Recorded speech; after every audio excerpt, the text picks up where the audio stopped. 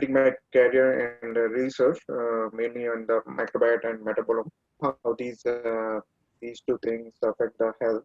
And I'm trying to find a job, more of a postdoctorate, and um, most of the time I'm getting reply that my CV is very impressive.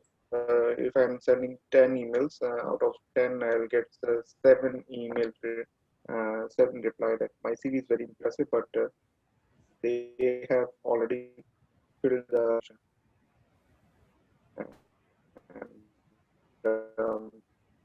and I need probably help with the my interview, because last time I had an interview went very well, but afterwards the professor hasn't trusted me. Yeah, that's all. Hey, Are you with me? your video got stuck actually. So when are you planning to finish your PhD? Okay. I'm planning to define in December. So in December, I'm available for job market. Oh, okay? In December you will be applying for jobs. Okay. And what you have done? Like, are you looking for a particular postdoc positions, or or you are looking at some industry positions too?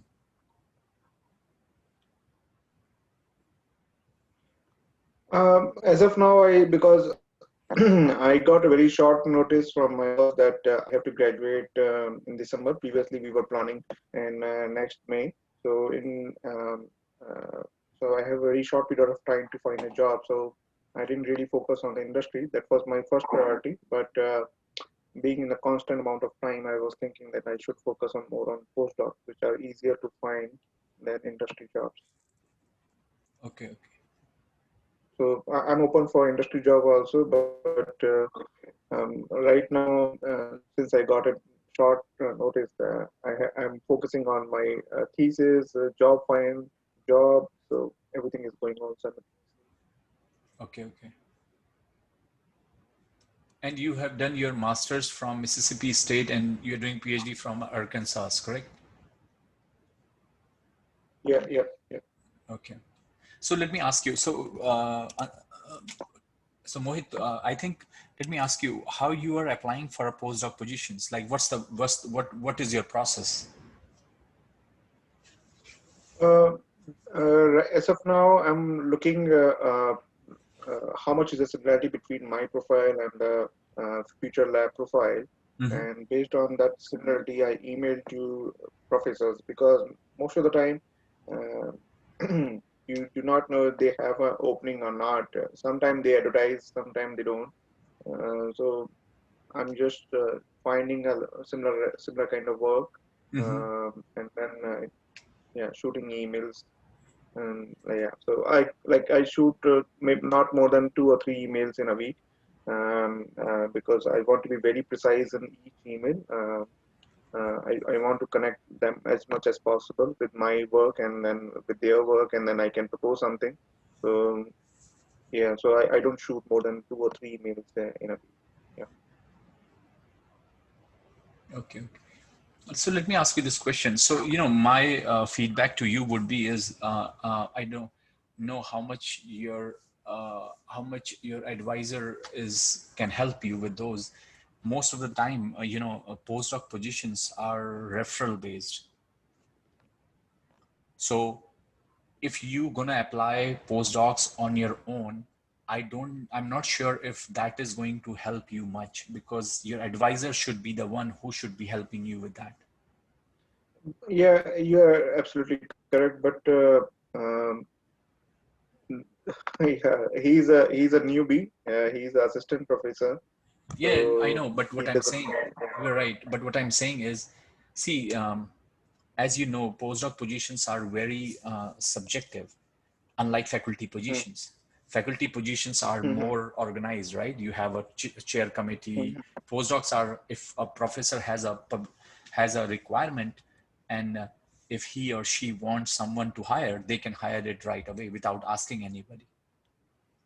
So Yes, you're what right. I'm trying to tell you is, if your advisor recommends you, that will be more, that the chances for you to have a position is much more versus if you are gonna do on your own. That's all I'm saying. So I agree with you. and the reason I say is I if I have a student, if I I co-advise a lot of students, and if someone asks me hey, I need a postdoc, I say, hey, I have a student who is looking for it, and you can refer it, and the person gets it right away. So what I'm saying, you can keep applying to emails, but postdoc positions are usually somebody knows someone and you get it rather than you applying. Yeah, yeah, yeah. You are So right. I agree with you. But I don't think that for you sending an email, um, it may help. I'm not saying it will not, but the probability is on the lower side. So my yeah, advice yeah. to you is, if your advisor is asking you to graduate, and if he's saying, then I think you should ask him or her to give you the to help you out with that. Yeah, I don't think so. He's gonna do that. Like that, unfortunately, I have to do it myself. I don't think so he's gonna help me. Um, No, no, yeah. I know, So but what I'm saying is, if here's another thing, if you feel, and many students go through that, if you feel your advisor or someone else is not going to help you out, my advice to you would be is look for some other thing. Then look for some other plan. It may not be yeah. easy So for you to how find. would you help me with the How would you help me with the industry thing? It's, I mean, I can't help you because first of all, you are not in my area. Your area is very different. yes. And Yeah, second I of saw all, that. yeah, Yeah. yeah. So, and second thing, I don't know you, so I can't refer you. But what I'm saying is, Yes.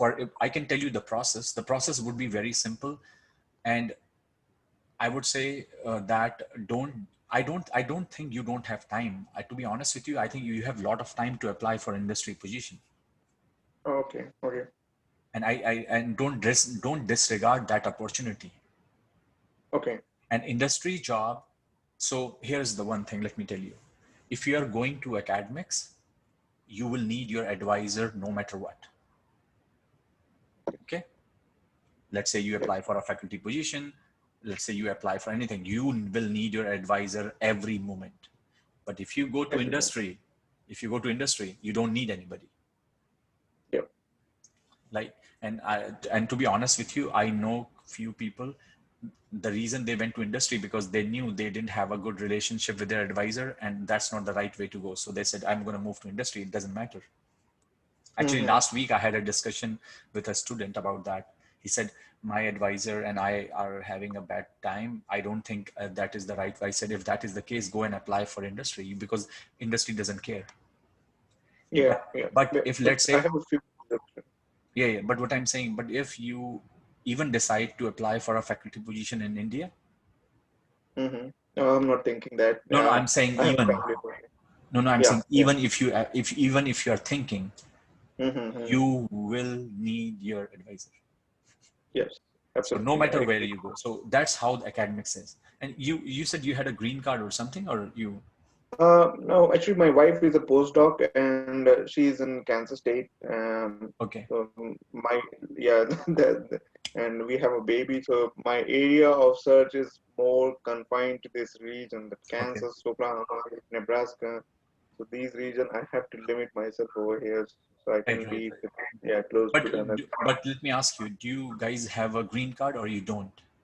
Right now, we do not have. Okay. So So yeah, because so that that would also would be extremely important, whether for you or your spouse, because yeah, that's my question. Next, you next can't keep question is doing that. postdoc forever. Yeah, but I don't know like how feasible is gonna be if I move to industry and then apply for postdoc, because right now I'm having a very good CV, outstanding CV, almost 10 publication and 40 citation, and like multiple publication are gonna come in future. So with that, my CV stands pretty much just very strong, and so if I move to industry, I think I'll have my chances of getting a green card. because Green I don't card know, like getting if I can, green card getting an industry is much easier. or like, but I won't be able to reach at that level of like managing a 10 people or so, It doesn't like matter. because You the don't need to requirements have are a really high. no, no, no. Who said that to you? That's what I read that in the EB1 category, if I'm in the industry, then I have to lead a team of people, or at least a manager kind of a position. So Um, okay. Let me clear there your this problem then. Okay. yeah, yeah, yeah, If yeah. I think based on your CV, based on your publications, most important thing Hmm. that matters right now, will matter right now is your citation. Yes. Okay.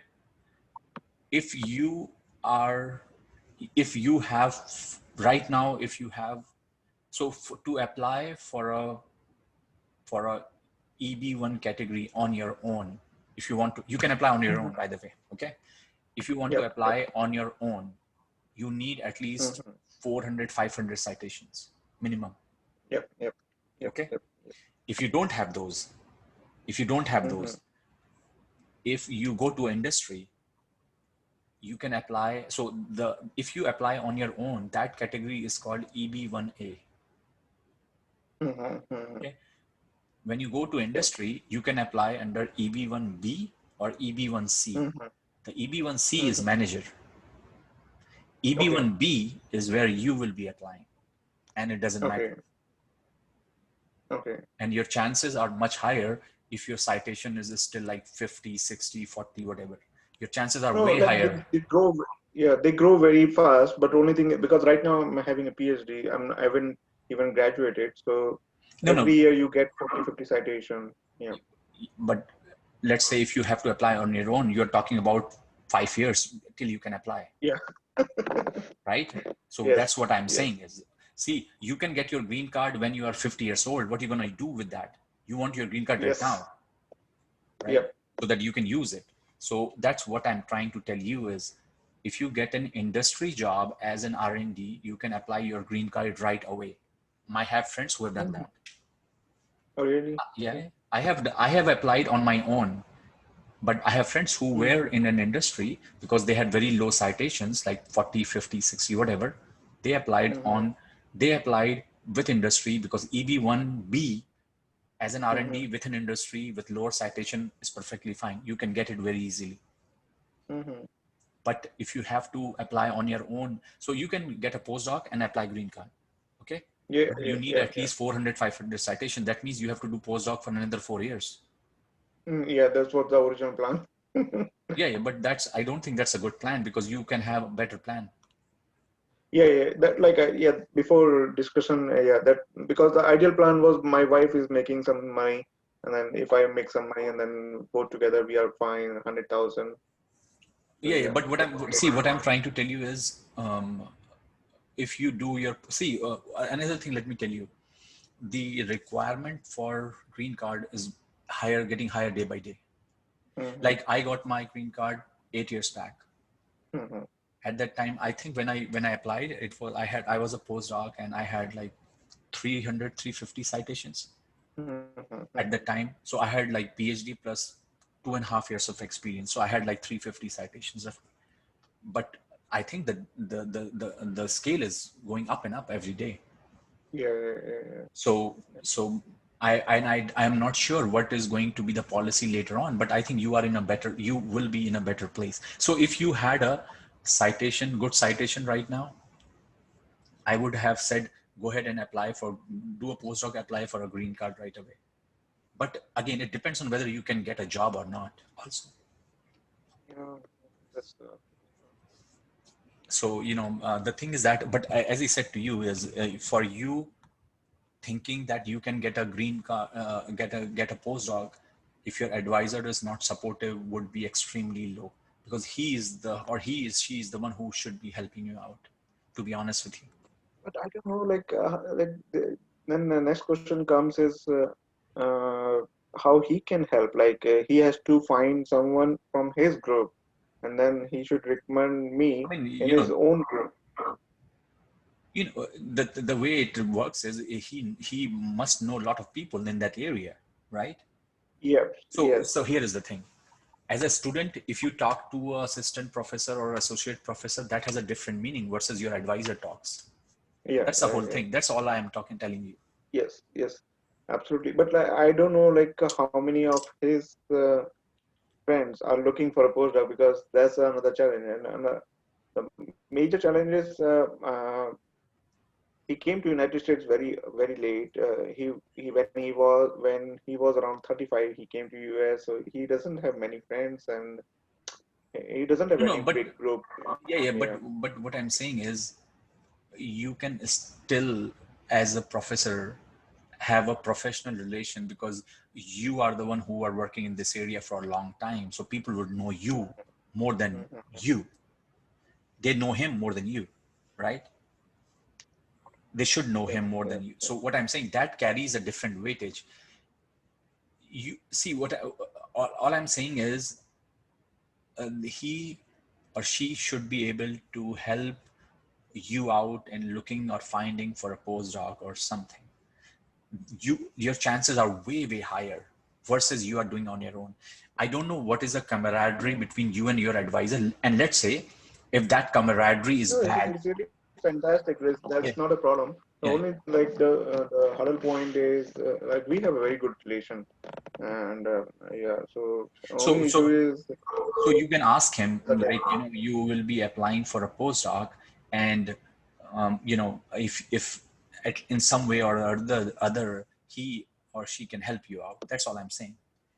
Because yeah, you yeah. sending, and also I don't know too much about your area of research. I don't know how Mm-hmm. many people are actively looking at what is the funding situation in that area and all that. Like Yeah. for example, when I was doing my PhD in mechanical engineering, my Mm-hmm. area of looking for a postdoc was very low, so I had to change it.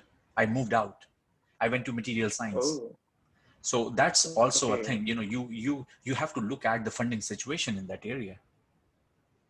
Oh.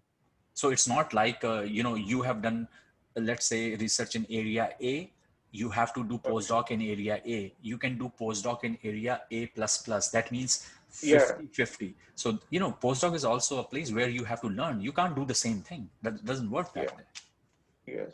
So what Yes. I'm saying is modify your CV a little bit. Let's say if you find an area of I'm just saying, let's say Yeah. cow disease. Okay, I'm just saying, Mm-hmm. and you have work in the Mm-hmm. area of chicken disease. Can Mm-hmm. you relate that? Can you figure that out and move out? Mm-hmm. It cannot be in the same way, in the same thing. Yeah. Yeah. Yes. Yes. Or let's say the other way of thinking is, let's say you work your PhD in a particular area and you are really good in doing working on a scan electron microscopy. Mm-hmm. Let's say find a Mm-hmm. find a postdoc where they require someone to work on scan electron microscope. So you are not using your area, you are using your skill set. Mm-hmm. Yeah. Yeah. Yeah. That's other way of looking at it, and that way you can diversify. Mm-hmm. Yeah. Yeah. Agree with you. So don't just look at that area, because to be honest with you, I'm not sure the funding situation of the area which you are working, like how good funding Yeah. situation. Right now it's going down because of COVID. Everything is stuck. Yeah.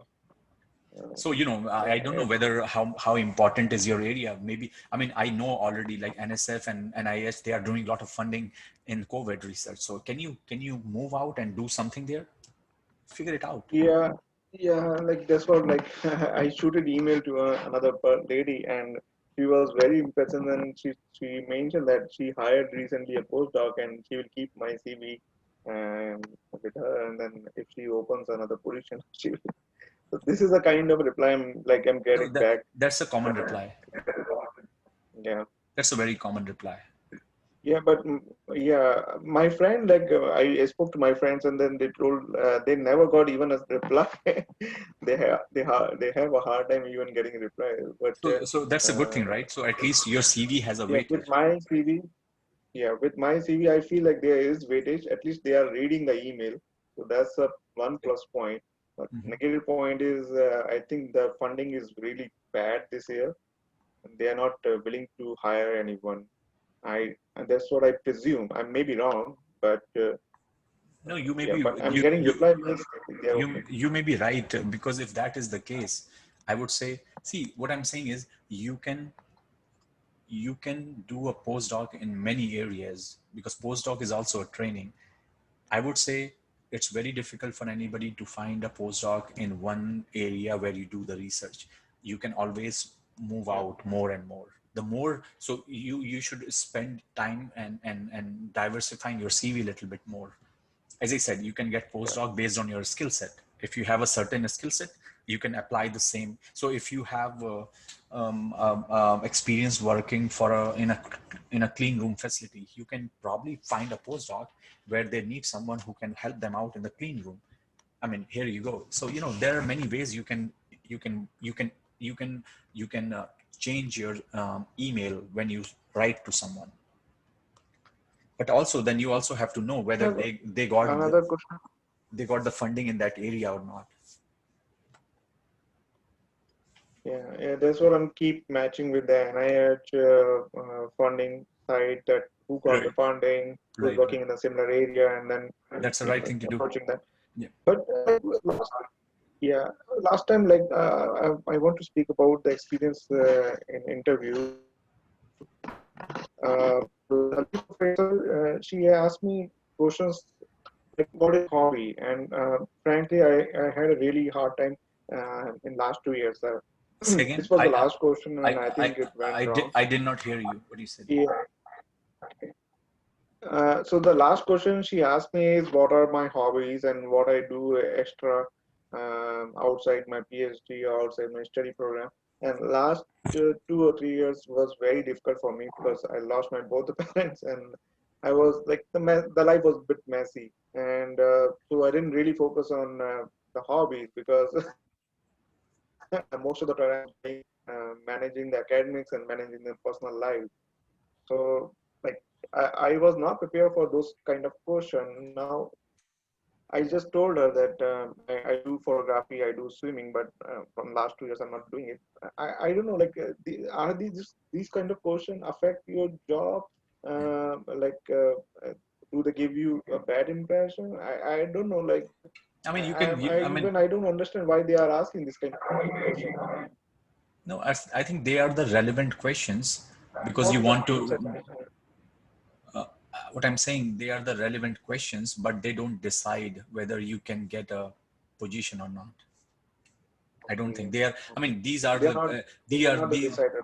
No, I think these are the questions. So, for example, if I'm having a conversation with you, I can ask a lot of things, right? Hey, how are you doing? How's the weather? All that sort of a Yeah, thing. But yeah, doesn't mean that is focus. I think your job will be more focused on how well you did in your technical part of your problem, because the job is technical. That's not a yeah. HR job. Yes, absolutely. Yeah. So I don't think that is the case. I mean, you can always say I was so busy in my work, I didn't have too much time. But yes, my hobbies include this and this. End of the story. Oh, okay. Yeah. I mean, So you don't. I need to practice for interview because I never had an interview before in my life. So this was the first interview I had, and I think like she was very interested in the beginning, and then now she's not corresponding even. So one first question is, should I correspond with her? Like, should I shoot her another email and ask her if if she's you if usually what happens if is, if let's say you have sent an if you have done an interview, after that you can say, after that interview you can say, hey, I really enjoyed the interview, I'm looking forward to it. And after the week you can send a email, hey, can I hear back or something. Maybe they are interviewing other people also, right? So they have not made a decision. But it's a common to not to send email again and again, but have a correspondence after a week saying that, hey, can I hear back from you or something. okay? So I should send at least a week, or I should wait for another 2 more weeks. So Yeah. But at what least I'm 2 weeks. saying, yeah. But what I'm saying is, usually a person is desperately interested, or desperate, they will immediately tell you, or they will try to tell you. But again, it depends. I don't know about what happened, but I would say after a week or so, you can send a, I'm looking towards that and all that. But answering your question is, as far as you have answered technical part of your questions, all these questions about your hobbies and all, they are not the deciding factors. They are just for conversation. Yeah, like I was surprised. Like this was the last question she asked me, and No, they I ask. was not That's very very common. convincing. No, I was no, not. but Yeah, I was not prepared for this kind of question. right. But it's very common, at least in US. Even if you go for Yeah, industry yeah, interview, yeah, yeah, at the end yeah. they will ask you a lot of these sort of questions. And actually, in industry, they might ask you, "Hey, have you done any leadership activity? What you've done?" Take them seriously, because those are important. Okay, okay, okay. Yeah. Yeah, If I the have done those. Yeah. Yeah, I was the vice president for my Right, right. association. So Yeah. yeah, yeah. So you should always see, industry cares more about the technical, but also the leadership, how outspoken you are, how, if a job is given to you, which is, can you do it on your own?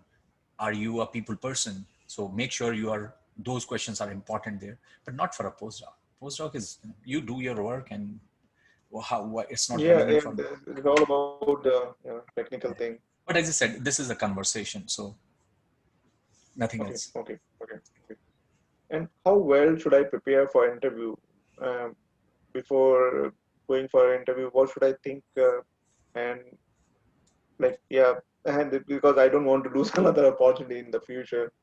I mean, Yeah, to be honest with you, if you are able to get an interview, I think that is the big achievement nowadays, to be honest. But if you're not able to convert that interview into a job, that's okay too, because you have to understand that person is interviewing probably another 4 or 5 people, okay. and just not one factor plays a role. It is important, lot of things. So many times they interview someone because they like it, but to be honest with you, as I said, if somebody has a big backup about, like from their advisor or someone, they most likely will get it.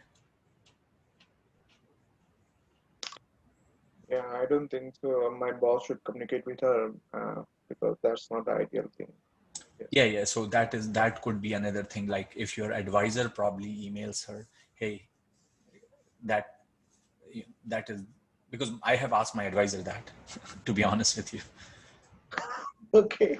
Yeah, I said, He can did you, that. of course, that's their job. That's the, so, if you are, if I'm not hearing, or something, or, hey, can you send this email to the professor? I have not heard back, just to, because you have known him or whatever. So they, sometimes what happens, they don't tell you, but they probably tell your advisor, hey, I have another person referred by someone, or I have another better person, who knows. But I can tell you for sure is, let's say, because as you can imagine, it's very hard for anybody to judge 3 or 4, 5 people who is best, because everybody is a PhD. They go through the same process. You can have 10 papers, that guy have 5 papers. That does not a deciding factor. If you have a better reference, better backup, that's a deciding factor. That's all I'm saying. So you can think in your brain, I have the best Yeah. CV, what happened? But that's not the point. I know people who have, Yes, absolutely correct. I know people who have one publication after PhD, they got a postdoc too. Yeah, my wife, she had publication now, and she got better position than me. Yes, So that's that's so, right. so, so that's what I'm saying. It is not that is not the deciding factor. There are many deciding Yes, that's factors, not it. and for Yeah, you, I feel that. Yeah, yeah, absolutely. unless until you have a paper in Nature or something, that I can, that is a different thing. But if you have public papers in a journal, and Yeah, everyone had has, after, to be honest with you, for a PhD, after 5 papers, even if you have 10 more, I don't think it makes a big difference, because as I said, if you have too much publication, then also people think, what's wrong with that person, or what did he do? Because as a oh, PhD, really? because as a PhD, they have to understand, did you work all those papers, or you had a team of people? Because you have 4 years, and I know people who have 30 publications, Ah, because the reason they have publications is because they used to publish papers in a team, so everybody used to put their name. So no, you have to understand all those yeah, this points. is the question she asked me because most of half of my publication are my first author publication. Yes, I know, like they are not very great publication, like they are minor at my level. Um, but like she asked me this question, and you are very right on it. Like with why do you have so many publications? So I told her that I never leave any data in middle. I always take it to the end, no matter it is a negative data. We always work on that paper, or always work on the negative data, brainstorm, and then we'll figure out something from that and we'll publish it. I told her this, but I never thought about that she might be thinking that it's more of a team effort than my own individual effort. Exactly. I So, should have been much more clear. right. So that's what I'm saying. For a PhD student, a good 4 or 5 publications, I think you are at the right place, because if you have a PhD and 5 first author or 4 first author publications, that's a sweet spot, if you ask me. But if you have 15, 20, and then there are 10 more people's add to it, everybody knows, you did not do everything. Like, there were 10 people who were helping you out. Like, when I had papers, I had me as a PhD student and my advisor and my co-advisor, not like 5 more PhD students.